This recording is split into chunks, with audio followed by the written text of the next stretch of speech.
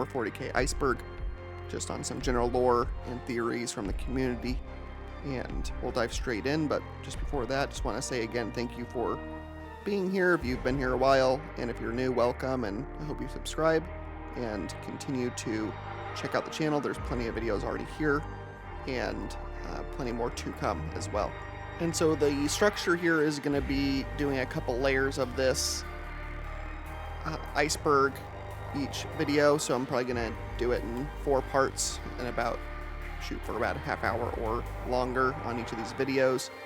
So altogether it'll be a bit of a longer series, but you could binge it later if you found this later on, or I will be getting these out on the daily, hopefully, or every few days at the latest. I'm going to do my best to stay consistent on this series, and then do my best to stay consistent on more videos. If you have any ideas for videos, I'd love to hear them.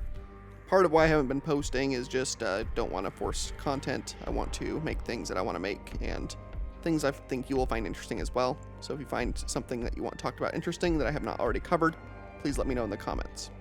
Alright, so starting off on this one, we're going to be talking about the machine god is the Void Dragon. And this topic I've covered a little bit, I think, in a previous Iceberg and some other videos about the Catan themselves. But essentially, the idea is that the Emperor may have defeated a shard of the Void Dragon on Earth and took it to Mars, and that the influence of that creature on Mars, or the part of it at least that's there, helped influence the rise of the Adeptus Mechanicus as they are, and their worship of the Omnissiah, or Machine God. Now, the official party line answer that the Mechanicus will give you is that the Omnissiah is simply an aspect of the Emperor. That's how they get around being able to have their own religion in a society that worships only the Emperor and has outlawed all other faiths as well. And through a few different novels and things, it's possible that the Void Dragon is truly the machine god, or at least influences the Mechanicum.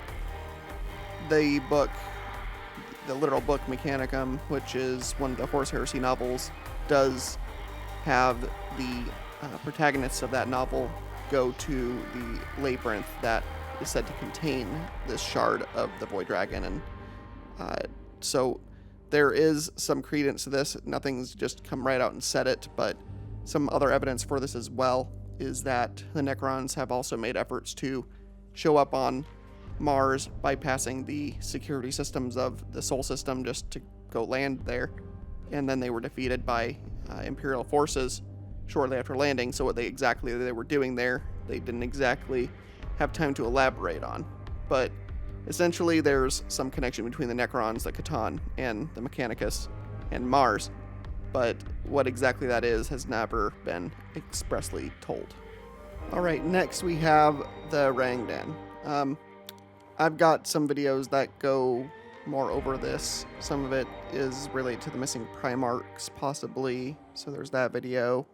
And then I believe that I've got some more videos just expressly talking about this that involve either the Dark Angels, lore about them, things like that. But essentially what you need to know in a nutshell with the Rangdan, this is just a lore dump. Essentially, they were just one of the most brutal and horrifying alien species that humanity came across, to the point where, other than the Horus Heresy, this was when the Great Crusade was the most blunted, and when the Emperor had to step in directly more himself. And it is possible that the Imperium lost 2 whole legions and their primarchs due to the events of the Rangdan Xenocide campaigns, as they were called. Pretty much all information on these campaigns has been sealed and secreted away. Only the Lion and some of the older Dark Angels know anything about these campaigns, really. The Alpha Legion does too, and I guess any other Legion that took part, but even that data and who was exactly involved is not completely talked about. This has mostly been brought up in some codex type lore background fleshing out materials, as well as in some of the more recent books. There's been mention of those campaigns, in the most recent book where the Lion comes back to the 41st millennium. There is some musing by one of the Fallen, one of the older Dark Angels that has come from 10,000 years earlier during that time, mentions having fought, on Rangdan ships and things like that. But other than that, we don't know much about them. And the only other thing we really know about them is that they had as either their masters or complementing them the Sloth, which are another very horrifying species that's still active in the galaxy. The Rangdan, as far as we know, are wiped out by the Emperor and his forces during the Great Crusade, but the Sloth are still around, and they are, imagine basically a mass of worms inhabiting a human body. Like, they look like that, essentially, in like a cloak, typically. In the Primarch novel for Alpharius, he recounts a story of going to a world taken over by them, and he only deals with one of them, him and his squad, and that one by itself, threatened a Primarch pretty handily, and I don't remember if it wiped out a member of his squad or not, but I'm pretty sure it did, and it hurt him pretty significantly as well. And that was a single one of these. It wasn't even like an army or multiple of them, just the one. And they weren't even trying to fight the Sloth there. They were trying to accomplish some other things there, and just happened to run across one, and it greatly threatened their mission. So altogether, the Rangdan and this other species just exacted a heavy toll. It's possible one or both of the lost legions met their fate here, and it's possible, and actually known, not possible, that large parts of legions were destroyed. Like the Dark Angels went from having one of the most populous legions to being a little on the lesser side from the pure attrition of fighting this war at the head of the spear. And then even entire Titan legions were wiped out by the Rangdan. So we don't know too much about their capabilities, but apparently they were the top threat to the Imperium during this time. All right, next on this list we have is Everyone is Alpharius. I think this is just a meme, honestly. There's nothing indicating that. This one just kind of makes me laugh. Essentially, they're just joking around about the nature of the Alpha Legion, right? Since the Alpha Legion, since their bread and butter is nothing but doing subterfuge type stuff to the point where they're so compartmentalized that not even the Legion knows what it's doing, it's just kind of a fun joke to say that, like, every single person is Alpharius secretly and doesn't even know it. With their greeting being, I am Alpharius. If you ask a legionnaire of this legion who they are, that's how they will greet you. And they are all trained essentially to take the role of Primarch if they want to. They don't get his abilities or anything, but they can kind of like act like they are being him, essentially, or they did during the Great Crusade, at least, in the Horus Heresy. But really, I think this is just a bit of a meme put in here, meme lore, which is best lore, right? At least for some of you listening to this, I'm sure you've consumed a lot of meme lore, and my goal with this channel is to help you get more actual lore, I guess. I don't hate meme lore, but it's not the best thing to consume if you're new, in my opinion. Not to get started, at least, but it is funny stuff either way, so not going to gatekeep you on that, just my personal opinion. All right, the next one misspelled here. Don't know how you misspell that word, but the fate of Rogal Dorn. So, Primarch of the Imperial Fists Legion and chapter of today. And Rogal Dorn went missing during one of the first Black Crusades. He apparently boarded a ship that exploded, and then nothing was heard from him after that. The lore at first showed or said that a fist of his was recovered and that it was like skeletonized and carved with runes by his chapter and kept, under guard, kept as kind of a ceremonial item by the Imperial Fists. And then we also have the Primarch of the Night Lord's Legion, Conrad Curze, seeing a vision of Dorn being attacked by a whole bunch of essentially robed cultists, stabbing him in like a dark hallway of some kind, possibly on a ship, which might have exploded. So, ultimately though, with Warhammer, here's the main thing you should know about any death in the franchise, and this is very important.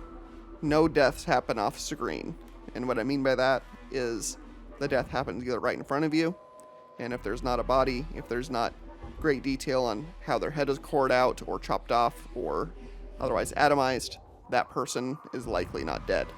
and there has never been novelization of Dorn's supposed death. So it is likely that he just went missing.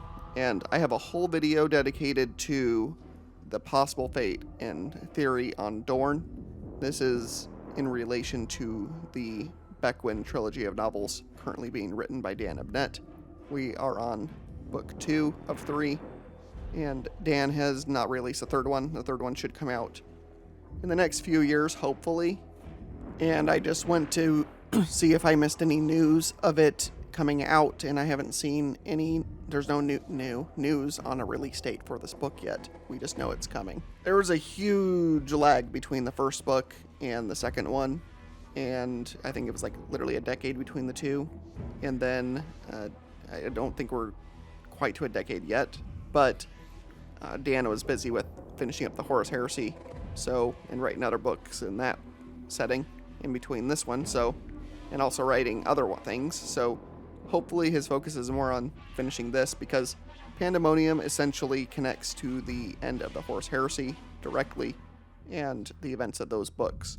And essentially what we learn, this is spoilers for the Bequin trilogy, so skip ahead to like 5 minutes from now if you don't want to get spoiled on it. But essentially I'll connect to a video here, a tag here for my theory on Rogal Dorn. But essentially what I decided as a theory is that Dorn is related or involved in the Pandemonium in the Bequin trilogy plot, which involves the King in Yellow, which has been revealed in book 2 to possibly be Constantine Valdor, who was the chief bodyguard of the Adeptus Custodes of the Emperor's bodyguards. He was the captain general and one of the Emperor's top confidants. He as well went missing without, I don't think, any fanfare, and I don't think it's known what happened to him. If the Adeptus Custodes know, they are not telling and have not brought him up at all, which is also interesting. So at the end of book 2, we have a book found in the story that has Valdor's name in it, or names, because Custodes have a whole bunch of names bestowed over their career by the Emperor to them. So the first name was Constantine Valdor, and then a bunch of other names in this ciphered book once they cracked the code on it. And essentially it seems like Valdor is building an army in kind of a pocket dimension to challenge Chaos with, and then also try to find the true name of the Emperor, probably to bring him back alive, and to use a language known as Ununcia to help do that, which Ununcia is basically the language of creation. You can create anything with it. It can also destroy you if you say things incorrectly. So I'd probably be dead because I mispronounce things all the time, as some of you like to bring up in the comments sometimes. But anyway, my point is that I think that Dorn might be related to this, because at the end of the Horus Heresy, we have Dorn and Constantine kind of bonding over shared trauma or failing to get to the Emperor in time, both discovering the Emperor at the same time. They worked together for years on the Imperial Palace defenses, prepping them for that invasion by Horus and the Traitor Legions. There's just a lot of shared history there, and I think that it's possible that Valdor disappeared around the same time that Dorn did. I don't think there's an official timeline for that anywhere that I've ever seen, but that's just my theory, that it's very possible that Dorn is involved in that plot. And if he is involved, it would make a little bit of sense to me because, for example, Gregor Eisenhorn, he has in his retinue a Space Marine who goes by the name of Alpharius and does seem to be an Alpha Legion member. And it's possible he is Omegon, the other Primarch twin of the two, because Alpharius is dead. He's dead as a Dornail, killed by Dorn, actually, which is another connection here. So it would make sense that Omegon might be tracking down, trying to find Dorn to get vengeance for his brother, or some kind of other ulterior motive. It's rarely straightforward with a member of the Alpha Legion either way. So what exactly is going to happen there, not sure, but we will also find out. And so that's just my theory on Dorn. Again, I'll kind of put a tag here for you, so you can go check that out if you want to learn more about that theory and my thoughts on it from a few months back. But I think it is very possible that is the fate so far, that we might see Dorn come back and kind of a left-hand drop into the story. I don't think people expect him to come back. People keep thinking Russ will be back next, or one of the other loyalists, but I think that Dorn might come back unexpectedly here. And I will stop rambling on this subject. I could talk about this for a while. I don't really want to rehash that entire video. I will, again, link it here for you and in the description if I remember to do that.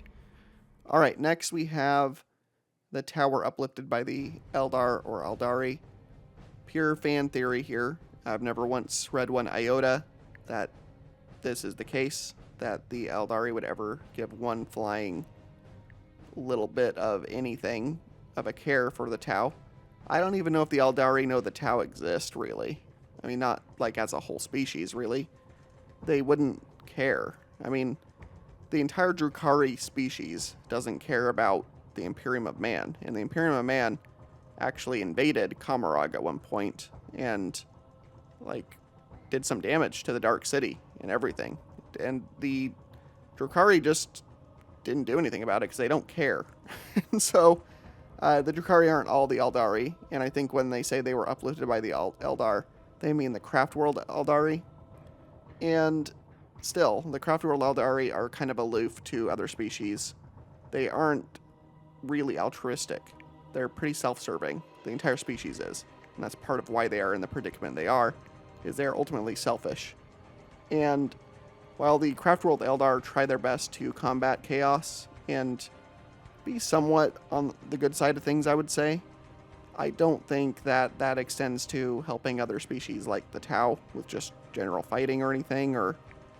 And the Aeldari aren't really known for uplifting species either. It's not like they know a lot about genetics and science in general, but it's not like, and the Drukhari especially do, actually, on that front, now that I think about it, but it's not like they spend their time uplifting and creating species on worlds either way.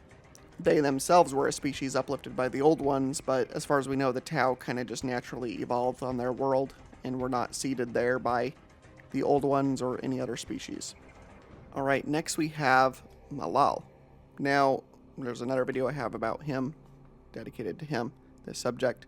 But essentially, Malal is the 5th Chaos God, or was going to be. And due to some kind of copywriting, creative works, difference between the creator of Malal and Games Workshop, Malal was removed from the setting, essentially. And but Malal's entire thing was that he was the Chaos God that specialized in fighting the other versions of Chaos, the other 4 of the Pantheon. So this would make Malal possibly one of the more deadly of the 5, I guess you would call them, in that Malal just embodies chaos in that very specific way of fighting itself constantly, which the 4 of them do plenty of that enough as it is, but Malal specializes in that. And so there's been no mention of Malal in later lore because of this, and the only nods you get are sometimes just kind of winks and nods to the possibility of Malal existing still. Like, for example, in the Battlefleet Gothic Armada 2 game, I was playing that semi-recently on some live streams on this channel, actually. But anyway, one of the enemy, like, renegade Space Marine forces you can run across are the Sons of Malus, and they wear a black and white color theme, which is also happens to be the colors of Malal and his followers. So they kind of, and the Sons of Malus are likely disciples of Malal, and probably specialize in running around fighting other chaos forces. But essentially, that's the only nod you get, is that sort of thing. And Malal does not exist anymore in the lore, unfortunately. Maybe one day they'll do something with that or something like it to replace it, but only time will tell there. Alright, this next one is a absolutely giant subject that I am just simply not going to dive into super thoroughly in this video. I have several different videos about the Emperor of Mankind that you can go look for, go see. I have a main theory recently about the Emperor and his relationship with the Chaos Gods, and I've never done one, I think, about a true origin of the Emperor, but essentially, here's the thing about the Emperor's origin. It's still obfuscated in mystery, and in 20 years of novels set in the era where he is active, we were never given an exact origin for him. He was still ultimately a character of mystery, even when he was a character in a book itself. Now, that being said, if we want to anchor down onto one of his origins, then it's most likely the one that was in the book Master of Mankind of the Horus Heresy series. And in that book, the Emperor is speaking mind to mind a lot with one of his custodes, Ra. And he's basically explaining, his thought processes to Ra, who asks questions about, like why he's doing things the way he's doing it, things of that nature. And one of the things he shows Ra is him as a child executing his uncle for murdering his father or mother, I believe. And so it's almost like a Cain and Abel type of origin that way, in terms of the Emperor not necessarily being the first murderer, or he's not the first murderer, it would be his uncle or his father, something like that. But essentially, he as a child uses psychic abilities to take vengeance, is what is shown there in that. And that is the most distinct in the past for the Emperor that we've seen. The only other thing we really know for sure, seemingly, about him is that he was born in around a river and lived near a river near what is modern-day Turkey. That specific river was the Sakarya River in Anatolia in about 8th millennium BC, in a primitive Neolithic village, is what they call it in the on the wiki at least. So the Emperor has been around a very long time, and one of the other often repeated theories for his origins is that he is the collective knowledge and power of a bunch of ancient human shamans who collectively, ritually took their own lives in order to combine their souls in the warp to be born again as the Emperor, to help guide humanity as like a more powerful singular being. And then another theory people often like to have about the Emperor is that he is some creation during the Dark Age of technology, where humanity was at its peak technologically, and just they were creating some pretty wild things back then. I mean, they had like machines that could devour not only real space, but whatever space it devoured also destroyed the warp part of that as well. So basically, you had machines that could multidimensionally destroy things, which like go through layers of realities and destroy all of them, essentially, when they would be activated. And so I would think that humanity at that era could possibly make something like the Emperor happen. And then the Emperor would probably like to hide that origin if possible. I don't think he would like that as his origin story. So, I mean, I could see the credence in that theory, but ultimately, the Emperor is an unknown being, and I think they're always going to keep him that way, just to lend mystery to his ultimate origins. The Emperor is not telling, and never did, and his sons didn't know much about him either. And I don't even know how much someone like Malcador the Sigillite knew about the Emperor, but Malcador likely was the one who knew the most about the Emperor, other than maybe Baldor, I would say. Next is the Ghoul Stars, and this I have one of my most successful videos is on the Ghoul Stars, so I will look to tag here for that video. So I will keep this somewhat brief because that dives straight into it and goes over some main details, but essentially the Ghoul Stars are a region of space that is not well explored and is full of some pretty nightmarish things and some horrors, things of that nature. And essentially just different things have come out of that. Like I think what's called the Pale Wasting came out of the Ghoul Stars, which was some kind of horrible thing that the Imperium watches out for to this day and kind of helps contain in that area of space, or watches for it there. There's been a lot of there's some Necron presence there. The Raven Guard have some presence there in relationship with the Carcardons there as well, I believe. And there are apparently some isolated human communities living on some of the worlds in the Ghoul Stars, often under the protection of some kind of Space Marine force. If there is like kind of like almost an independent Space Marine force guarding its own community of people within the Ghoul Stars. They're kind of an offshoot of the Raven Guard, but they were banished back during the Horus Heresy and never kind of reintegrated with the Imperium officially, even if they have some contact with them. Other than that, I will leave the rest of it to a video, my other video.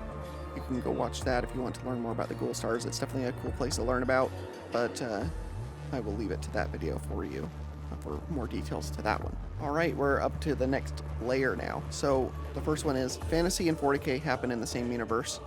I believe that Games Workshop has come out and said that this is patently not the case, that Fantasy takes place in its own realm compared to 40k. That being said, there's still some nods and games and things like that, and some background lore in the past. I remember hearing stories on like old forums that were anecdotal. I don't know where they got this from, unless it's like old codex or like articles and like White Dwarf and things like that. But like one of the old stories was that like a Space Marine battle barge crashed on the Warhammer Fantasy world, and some like scavengers raided it and found like a functioning chainsword or a bolter, or just relics of the 40k era. There is the other theory, which I should just wrap the other part of the layer here of this iceberg has. Sigmar is one of the lost primarchs. Sigmar is basically a demigod figure of the human empire in Warhammer Fantasy, and it definitely fits that he's done feats that are basically primarch level, but I don't think he has the healing factor of a primarch, and I don't believe that he grew super quick like a primarch, which are kind of points against him being a primarch, but still something more than just human.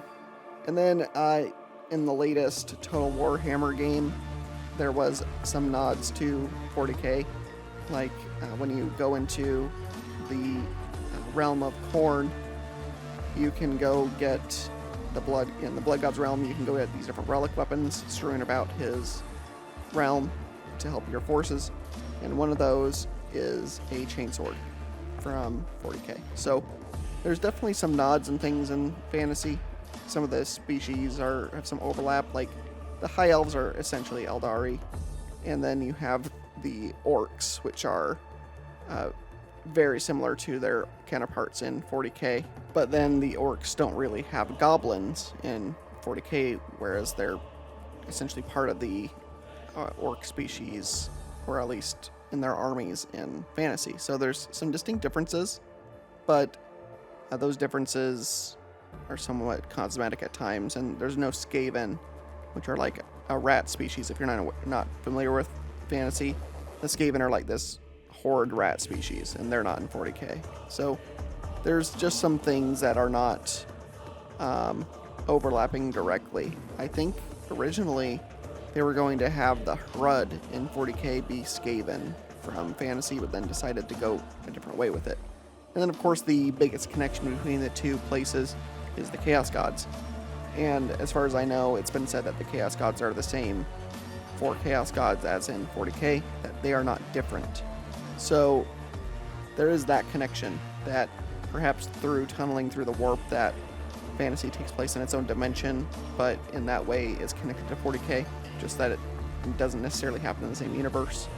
It's in a different universe, in a different dimension. But that's all we really know there, as far as I know. Next, we have the Old Ones created the Tyranids. I did a video on the Tyranids as well. I will link that here. I'm just going to use this video, I guess, as a reference for a bunch of my videos for all of you who aren't aware of my previous work on this channel so far. But essentially, I went over theories on the Tyranids. And this whole theory surrounding the Old Ones creating the Tyranids is under the impression that the Old Ones basically made the Tyranids as kind of like a final failsave and final FU to a galaxy that tried to kill them completely. And so, kind of like a last bioengineered failsave or vengeance ploy, essentially. There's nothing pointing to this. There's never been any lore suggesting it. The only thing we know about the Tyranids is that they were woken up by an event during the Horus Heresy where a beam of like pure psychic resonance was essentially shot out of a planet, and that flash of light was so brilliant and so powerful that it reached out in between the gulf between galaxies and woke up a dormant Tyranid swarm, and then the Tyranids just started making their way for the next 10,000 years towards the Milky Way. And you can go check out that other video if you want to learn a bit more about my theories on the Tyranids. That was one of my first pretty successful videos. This is turning into a review of my greatest hits, and I'm not trying to do that. It's just that's where I've talked about more about this stuff in detail that I'm not going to dive into like extraneous stuff here. That's the whole point of having those videos. The next one here is the ghost of Ferrus Manus leads the Legion of the Damned. The only thing pointing to this really is that in the Master of Mankind book, at the end of it, the Emperor takes the field directly.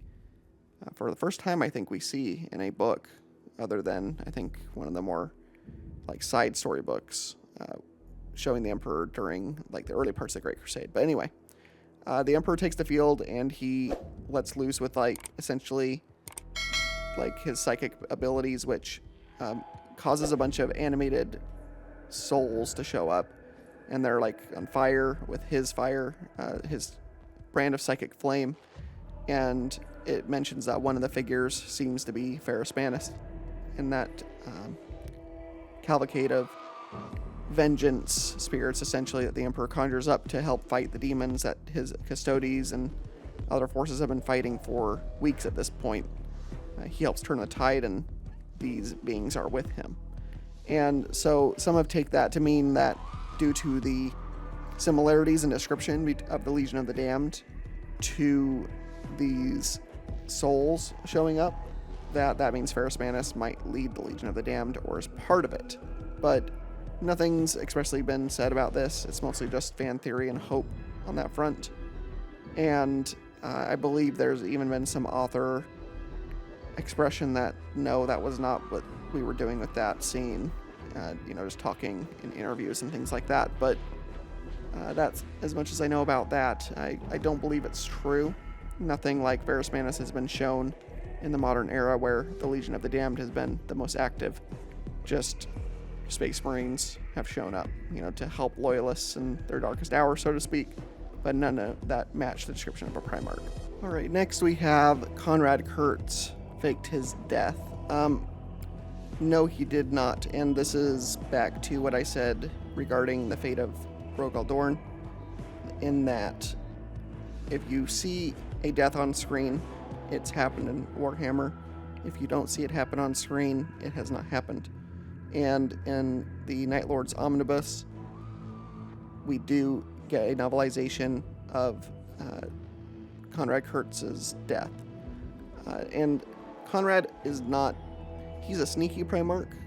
Like, he's good at subterfuge, hiding in the dark, doing surprise attacks, that sort of thing. But he's not really deceptive. Conrad is actually a very honest Primarch in his methodology, his credos. Like, he will tell you to your face exactly what he thinks, and then often kill you as well, but he is not really a faker, so to speak. He's not Alpharius. He's not really into being dishonest. And Conrad also hated chaos and the insidiousness of that. So the Night Haunter was a self-tortured soul, and he let himself be killed by a Imperial assassin because he felt like he needed to be punished for what he did, and also it was final validation of the corruption of his father's empire, which he called out early on. Conrad was not a good guy by any means, but he did have a very particular sense of justice, and he saw the Emperor not follow that sense of justice and also be a hypocrite. And so if anything, the Night Lords, his legion, and him actually had the right take on the Emperor, and they betrayed him and fought against him for the right reasons, quote-unquote. And then the rest of the traitors kind of followed suit due to Chaos's meddling. But Conrad and the Night Lords simply wanted to defeat a hypocritical empire that employed them in very particular horrible ways, and then tried to reprimand them for doing exactly what they were sent to do often. which was to be shock terror troopers, essentially, to bring systems into compliance very quickly due to even hearing of this force coming for them. Sometimes entire systems would just surrender knowing the Night Lords were on their way because word had come ahead of them, probably from refugees, that the Night Lords were just a nightmare to fight and to stand up to and against. So anyway, all that to say, Conrad did not fake his death. He was beheaded, and this was witnessed by many of his Marines, and his head and I believe one of his weapons was taken by the assassin, who was then chased down by several members of the Legion who were very angry that, she took the head and also his weapon, which was a symbol of office for the Legion. And then the rest of the primarch's body was fought over by the rest of the Legion that was there witnessing it, because Conrad had told his men to just watch and witness, that they were not allowed to protect him in this case. But once he was dead, that all bets were off, and the hunt was on for the assassin who tried to flee to her ship and take evidence back to Terra of Conrad being dead. And through all of this, nothing has hinted at Conrad being or having faked his death here. The only theory I like here, which I don't believe at all, is that the Aeldari have, the craft world Aeldari have a ability to trap their souls in what's known as a soul, like a, a soul gem or soul stone sort of thing, because otherwise their soul would be devoured by the chaos god Slanesh. And there is a theory that maybe Curze's armor had one of these, and that has Conrad's soul in it. But nothing has ever pointed to this at all, so I don't know where that theory came from. It seems like a pure, just fan denial theory that didn't want Conrad dead. But anyway, he is dead, and unless a new story comes out that I guess disproves this, everything has pointed to him being dead, including a death on screen, so to speak. Alright, the last one for today is Malcador's past. So this is another semi-big topic. I've never really dived into Malcador specifically, I don't think, but I've talked about him many times throughout other videos. But essentially, Malcador the Sigillite is one of the more powerful psychers that humanity ever had. He was a chief confidant of the Emperor, and at one point he was the Emperor's enemy. The Sigillites were a order of their own that seemed to be like preservers of technology and had their own agendas for things, and that agenda went up against the Emperor at one point. And either the rest of the Sigillites are dead or betrayed by Malcador, who decided to side with the Emperor and share in his vision for humanity's future. Malcador is a complex and secretive character. We don't know too much about his past, and he was very secretive. Malcador was also very powerful in terms of his political acumen, not just his raw psychic ability, which was extensive. We didn't really see much of it. He did at one point almost kill Horus with his power, so he definitely had it, but he ultimately went by the credence, the credo of talk softly and carry a big stick or carry a big gun. He knew his power, and people also knew his reputation and power, and often did not want to cross him, because not only could he just kill you by looking at you, but he also was a founder of the assassin temples and often employed them in his plots. He had a lot of kind of in the background secret plots going on. He helped create the Grey Knights. He did a lot for the Imperium that helped set it up for somewhat its future, because the Emperor was absent for most of the heresy, having to sit on the Golden Throne, and Malcador ruled as regent in his spot. So a lot of policy and a lot of things. While Malcador could talk with the Emperor psychically at times to kind of check in, most of the running of the Empire was to Malcador and his policies and then his decisions. So a lot of what we saw of the Imperium during the heresy was a direct reflection of Malcador's leadership style. And so ultimately we do not know much about Malcador's past. We do know he seemed to be somewhat of a tyrant in the past, and even how he ruled the Imperium during the Great Crusade and heresy. You can definitely consider him a form of tyrant, but he was not overly cruel, I guess. He was just very pragmatic and very willing to put you in a hole if you felt like you were going to be a threat, an existential threat to the Imperium or to the Emperor. And then one thing we kind of learned, which, I mean, we kind of knew already, but one thing we kind of learned in the death books, in the chapters that focus on Malcador, speaking in first person about the Emperor and things in general, was that Malcador absolutely loved the Emperor. And, like, to his core, he believed in the Emperor's vision for humanity, to the point where he eventually sat on the Golden Throne in the Emperor's place and sacrificed himself to that goal. And Malcador, ultimately, we don't know much about him. I wish we knew more about Malcador. At the same time, I kind of like that his past is shrouded in mystery, just like how a lot of people wish we never went to the Horse Heresy era at all and kept it mysterious. I do think it's good to keep Malcador's past secret. I don't think we should have like a backstory or prequel for him or something. I would still read it and probably enjoy it, but I would like to keep him somewhat a secretive, shrewd character that it's implied he has great depth of knowledge on many things, but he keeps that knowledge close, you know, and employs it in ways that we don't understand completely. And then on to boot, he's like possibly the third greatest psyker to ever exist. You have the Emperor, Magnus the Red, I would tier as second, and then Malcador's likely third, or at parity at least, with Magnus the Red. And that is really it for this episode, I believe. So, as always, I hope you liked it. Please leave a subscribe if you have not yet subscribed. I hope to have you come back to these videos. And then, if you've already subscribed, I appreciate you. Leave a like, leave a comment if you want to discuss anything or want to request anything for a future video or topic. And as always, I hope you have a great day or night wherever you are, and I will see you in the next one, if not tomorrow, in a few days. Thanks. Have a great day. Bye.